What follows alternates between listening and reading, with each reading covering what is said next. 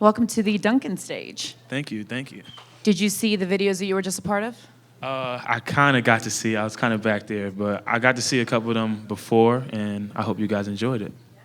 So on one of the videos, your thighs became bigger than they are, which I didn't even think was possible. Yeah, for some strange reason, a lot of people are like in awe with my thighs. I guess it didn't really catch a lot of attention in college, but Odell kind of made a comment over social media and Sa-quads. Yeah, Saquads. And once Odell said that, everyone kind of just ran with it. So if you don't mind, let's do a little thigh question rapid fire. Let's do it. Does everybody with the Giants call you Sa-quads? No. A couple of the guys do, but a lot of them make comments about my legs. Walk us through what a leg day for you looks like. A leg day is, squats, leg presses. You work with How your much calves. can you squat? In college, I was able to squat 650. Do you have to get pants specifically tailored to your legs? No. When I get dress stuff, but jeans, it is kind of hard to find jeans. Do you rock skinny jeans? I kind of got them on right now. I do get, I guess you could say, made fun of, like in a fun way, over social media. Whenever a picture comes out of me and I got jeans on, but a lot of people have Instagram me and ask me, "Oh, where you get your jeans?" And I kind of just shop all around. Could you crush a watermelon with your thighs? Actually, I saw that going viral on social media. I think a female did it actually, but it never crossed my mind or in routine of my day to put watermelons between my legs and squeeze it. So You don't do that on a daily basis? I don't do it on a daily basis, but I hope I can. I think I can. Maybe I'll try it. I think I'll give it a try. But So as of coming right soon now, to your Instagram? coming soon probably. But as of right now, no, I have not crushed watermelons with my legs. So before you even played a single snap in the professional in the NFL, a lot of people were saying that you were going to be the best young running back of this year. Do you think that you have been? There are great other running backs in the league and young running backs, but just the way I was raised and just my mindset, you want to be the best, and so when I say yes, I don't hopefully it don't come off in a cocky or arrogant way. It just comes off in a confident way because I know the work I put in and I know the help that I have surrounding my teammates. So yes, I do believe I am the best young Rookie of the year?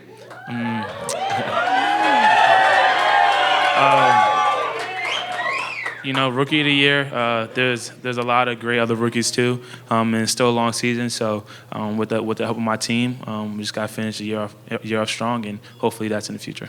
Well, I'd say rookie of the year, but that's just me. Thank you. When you were waiting to get that call on draft night, were you disappointed when you didn't go at the number one slot?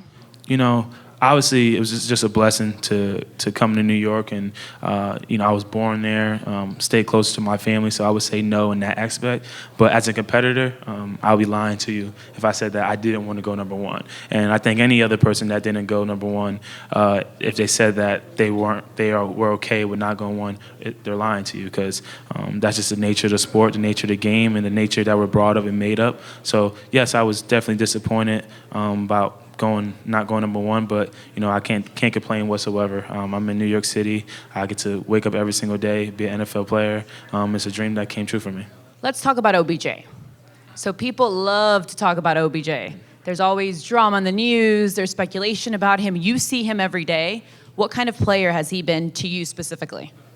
Yeah, I think it's obvious with the talent he has. Everyone sees the talent he has and all the catches he makes and all the great plays he makes. But just the type of person he is what's standing out to me. Even before I was a Giant, just when I was going through the draft process, he kind of been a big brother to me. And he helped me so far in my career with so many things. And I'm just so thankful to have him in my life. Least favorite team in the NFL? I know I'm putting you on the spot here, but everybody in the crowd seems to have an opinion about it. Right?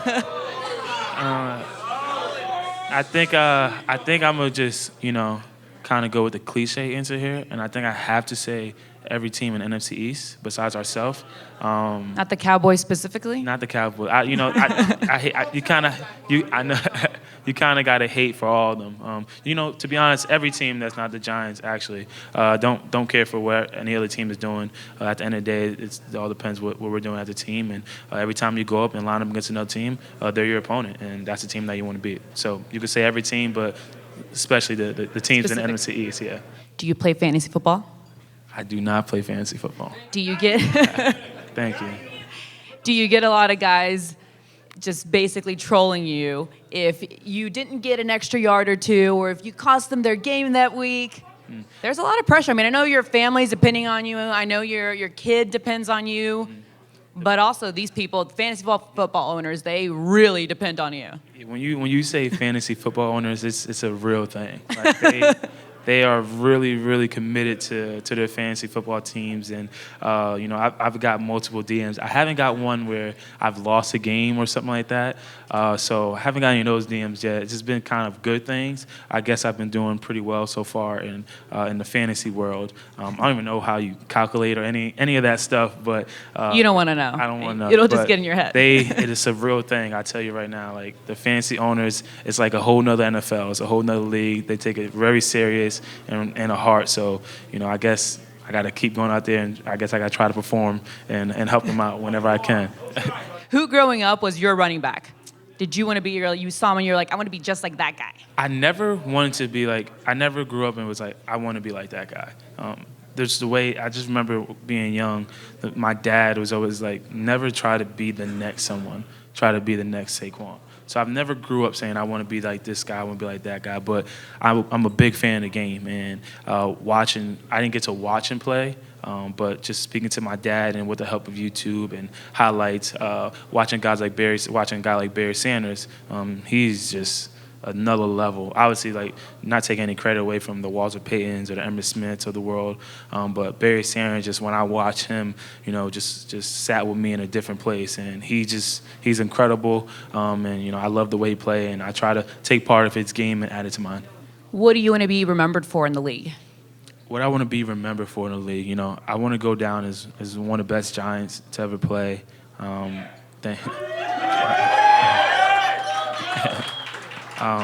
want to go down as one of the best running backs to ever play. I want to go down as one of the best football players to ever play.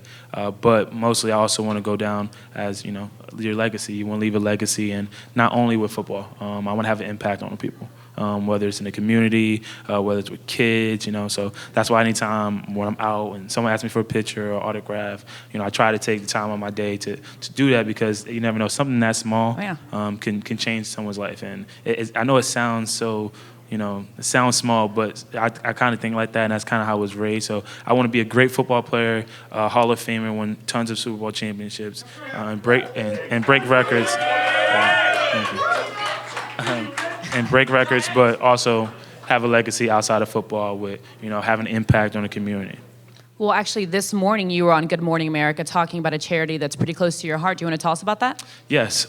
So the NFL allows us to put a display on with your cleats, and you get to put what you're passionate about. Or, some people are going through a lot of crazy things, and for me, my niece she has a thing called 22q, and it's a rare genetic disease, and it's not common to the general public. A lot of people actually don't know it. So with my platform and with being a New York Giant and with that game and what the NFL allow us to do, I'm trying to raise awareness for it. And then the cleats, usually a lot of players donate, give the cleats away to charity, but I'm going to give it to my niece as a gift and take my own money and donate to the charity there. Okay, done. Big year for you, obviously, the draft. You had a beautiful baby girl. You bought your parents a house. You're obviously a new Giant. What has been the peak?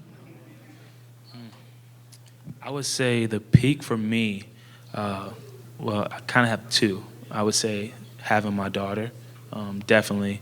It just changes your life. It gives you a whole different perspective of life and the way you view it. And, usually before, you were working your butt off and trying to get to NFL and trying to be great.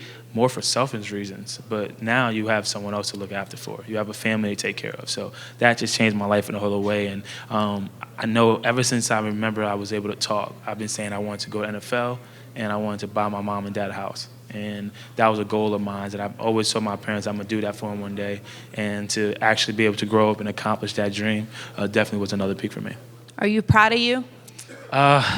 You know, I hope I make my family proud, but you know, I know that I still have room to improve. And everything as a player, as a person, and you know, I'm only 21 years old, and I'm gonna do a lot of great things. I'm gonna have a lot of mistakes, but I gotta continue to grow and learn from that, and just hopefully become a better person from that.